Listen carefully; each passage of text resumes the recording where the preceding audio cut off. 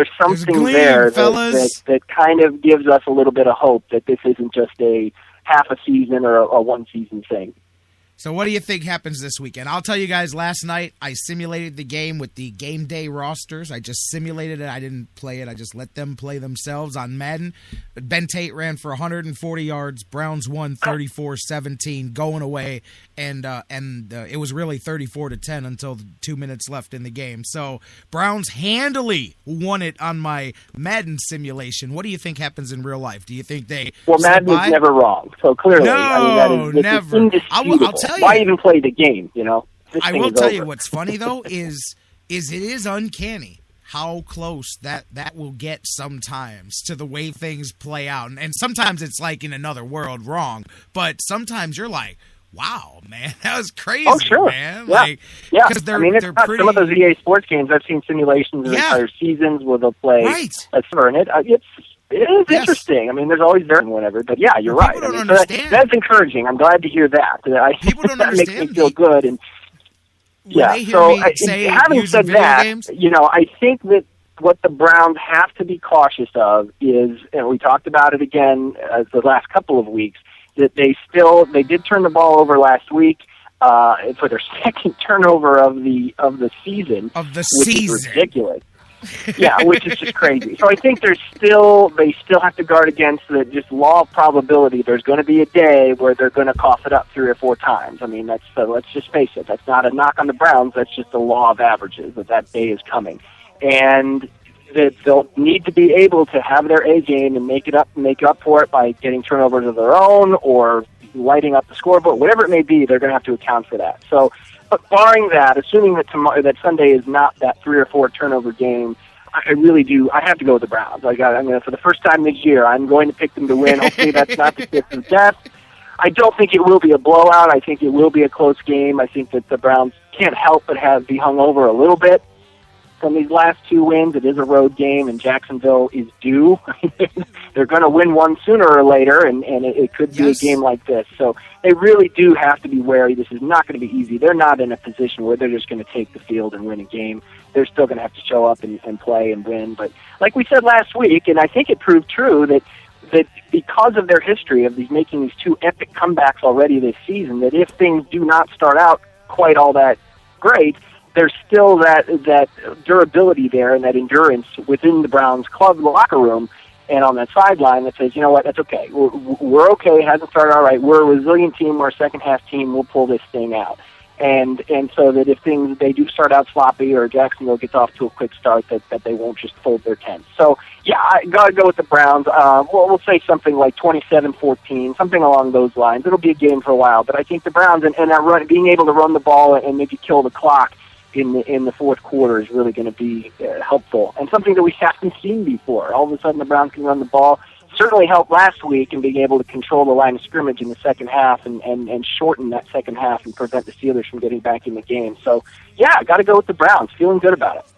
Yeah, I'm with you. That running game alone, more than anything else, I think you lean on that, and you're gonna wear down that Jags team. Jags don't have a defense. They got a couple of weapons on offense, but defensively, you should be able to own them with that running attack, man. And that's what I think they lean on. I'm with you there, man. I'll tell you, if they do go and just handily handle their business, man, I shudder to think that this team may be really getting on a roll this weekend. It's tough to keep saying big test, but they are. Because the next 3, it's bad games, but that's what you do next. And if you do that, you run the table here, get to Cincinnati, and Greg Little coming back.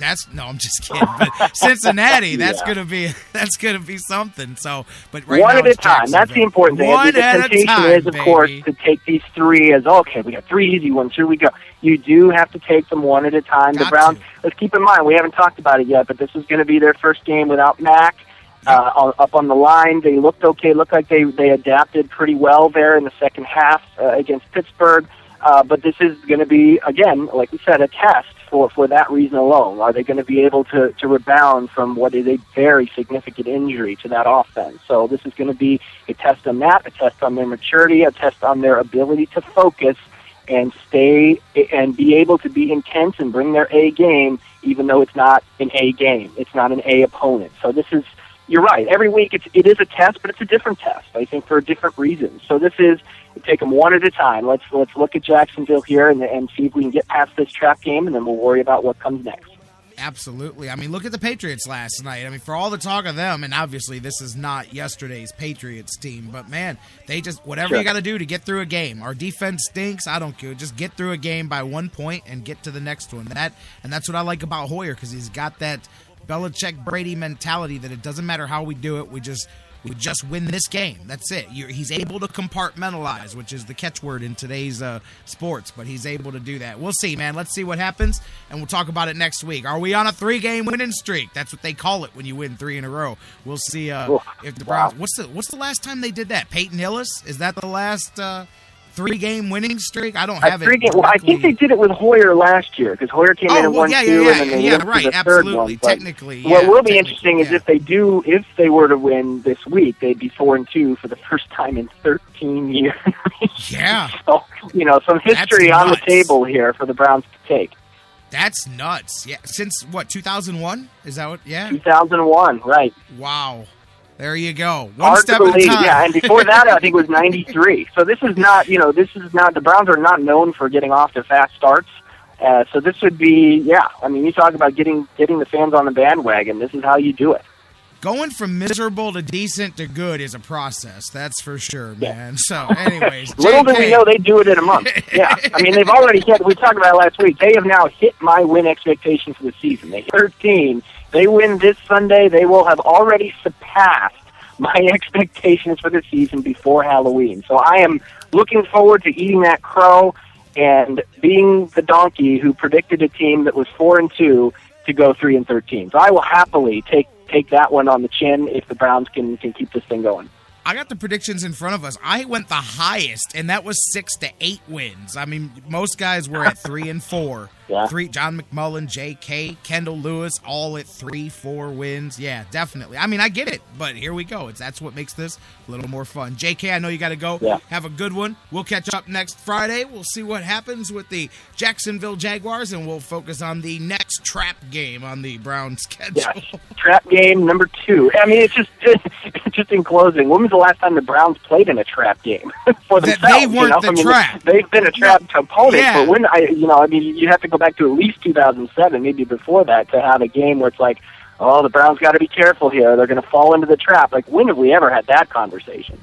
Dude, in all honesty, the last meaningful game the Browns played was the last game of the 2007 season, I think. Yeah, man. If we look back, where it had any consequences to it, I mean, right. You got to go back further than that to have a game that they were coming off a game with significance to a game against a lesser opponent. So that's probably that time frame. So we're talking a good 7 years ago. There are kids that'll be at that game Sunday who weren't alive the last time the Browns played a game like this.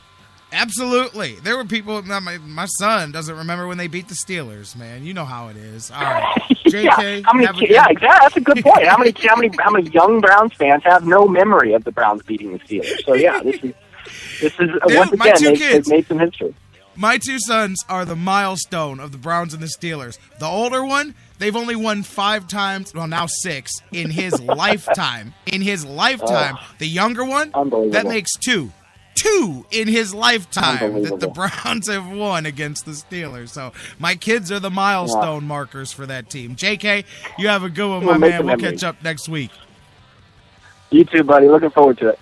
All right, my man, Jonathan Knight, sportswriter extraordinaire. Great conversation. Let's get you some news, come back, and keep it rolling. The Jacksonville Jaguars are not rolling over for anybody. Let's talk about Blake Bortles and the Jaguars and what they bring to the table.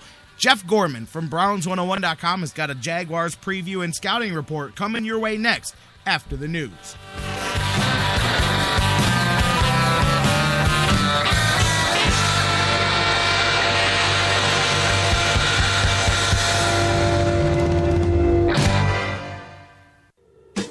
The Sports Fix, your choice for intelligent talk. That was wonderful. Bravo! I loved that. Oh, it was great. Intelligent talk. Well, it was pretty good. Well, it wasn't bad. Well, there were parts of it that weren't very good, It though. could have been a lot better. I didn't really like it. These guys must be on the wrong station. It was pretty terrible. It was bad. It was awful. It was Get terrible. him away! Hey, boo! Boo! The Sports Fix. I'm Tyler Zeller, and you're listening to The Sports Fix. Have you gotten your copy of Cleveland's Finest yet? Highlighting the best moments, players, and media members in Cleveland sports history? He won it! Elo hit a three-pointer on the side! In-depth personal interviews with some of the top names in Cleveland sports fill the pages of this incredible book. Cleveland's Finest by Vince McKee is this year's must-have book for every Cleveland sports fan. Available now at Amazon.com. Get your copy today.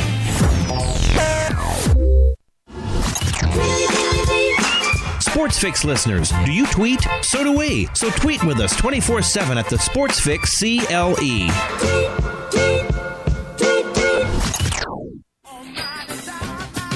Business owners and professionals, do you want to take your business, your product, your team, your event to the next level? You want to advertise right here with the Sports Fix. Our listeners are among the most loyal listeners, terrestrial or internet. The Sports Fix universe is not only the radio show, but tens of thousands of fans on Facebook and Twitter. Email me, Jerry Myers, thesportsfix at AOL.com. That's thesportsfix at AOL.com. And let me help you swing for the fences and hit it out of the park right here on the Sports Fix.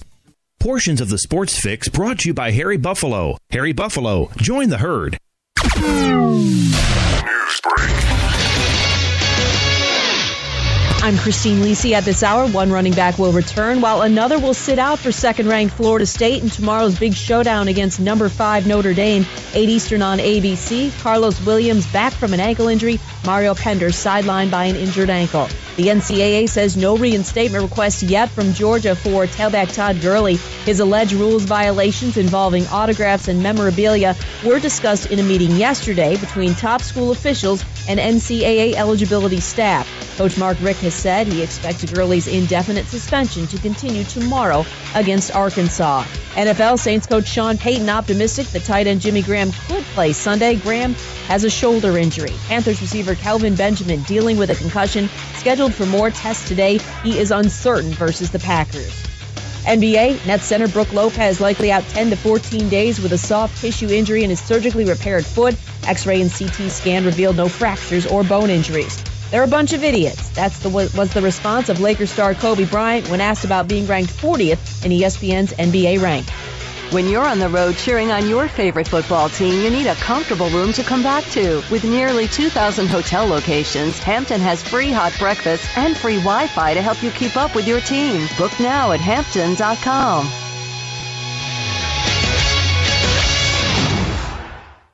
You're listening to the Sports Fix. Yeah. Oh. You know how we do it. What's up? Well, welcome back to the Sports Fix. That's right. You know how we do it. Live across the Sports Fix Radio Network. J-Rock back with you, rolling on as we get ready to keep it going. Talking some Browns football, getting you set for this weekend with the Jaguars, and the Sports Fix rolls on. Thanks to Jonathan Knight, sportswriter extraordinaire, for joining us to kick things off. And always a good conversation with JK. And I saw LG in the chat room. I didn't see it until JK was already off the phone. But he said, don't tell him not to jinx the Browns. He's picking the Browns for the first time all season to win the game this weekend. So, I'm telling you, when you convert the yin to my yang, that's when you know there may be something churning. But hey, you know what? It's still early. There's a lot of season to enjoy, hopefully. And this weekend, the Jaguars are the next challenge. And that's where Jeff Gorman comes in, my next guest from Browns101.com. Every week, he lines up the scouting report for the Browns' latest opponent this week, the aforementioned Jacksonville Jaguars. So, going to go to the phones in a minute and talk to Jeff. You guys can keep it rolling on Facebook, on Twitter. Email me, facebook.com/The Sports Fix, or just search for The Sports Fix on Facebook. Tweet with me at The Sports Fix, CLE. Email us, thesportsfix@AOL.com. Like I said, stay in touch 24/7, not just during the show, but off the air as well during the weekend. I love to conversate with you guys all the different hours of the weekend and throughout the week. And I'm going to conversate with Jeff Gorman like we do every Friday. It's preview time, scouting report for the enemy this week, Jacksonville. Jeff Gorman, Browns101.com. How you doing, buddy? I'm doing great, J-Rock. I am coming to you from the Ebola capital of the state, Akron, Ohio. I'm here downtown. I was walking around. I saw a bunch of TV trucks. from Channel 5, Channel 3, I think Channel 6 in Columbus, if I'm not mistaken.